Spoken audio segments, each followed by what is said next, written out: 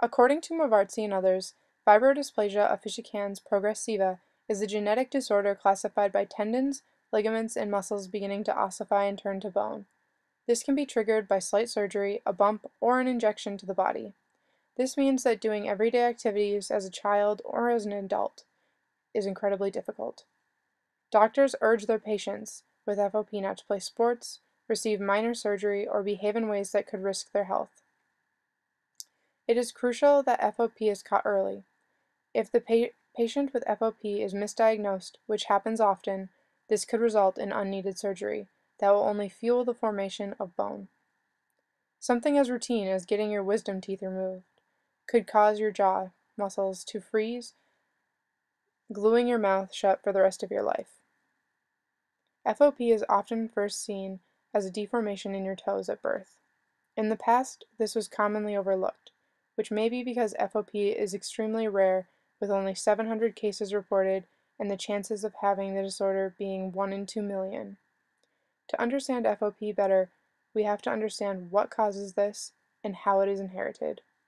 Kaplan and others identify FOP as a missense mutation. This means that the deformity occurs in a strand of DNA, specifically an amino acid in a polypeptide sequence changes and forms a mutation on the gene. Pilgno and others stated that FOP is inherited by an autosomal dominance. This explains how the inheritance occurs. The pedigree displayed shows how the parents mate to create an unaffected child, until suddenly a random mutation occurs and then it is dominant, thus meaning that the child after has a 50-50 shot of being an affected offspring from an FOP parent. It is very rare that someone with FOP will decide to have a child, but some do choose to.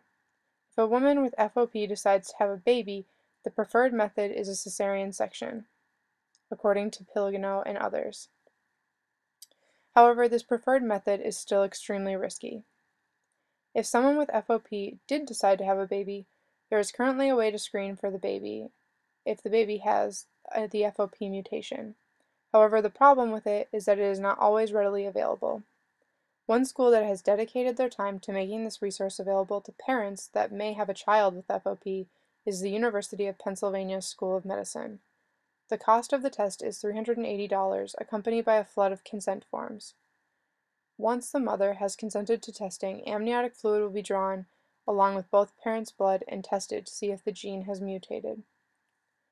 Although FOP is extremely rare, others have devoted their time to finding a cure. Currently, new research about FOP is being performed at the University of Oxford. The easiest way to describe how they view FOP is getting the ACVR1 gene to stop transitioning from Jekyll to Hyde, or, in other terms, asking the protein to stop making damaged muscle into bone.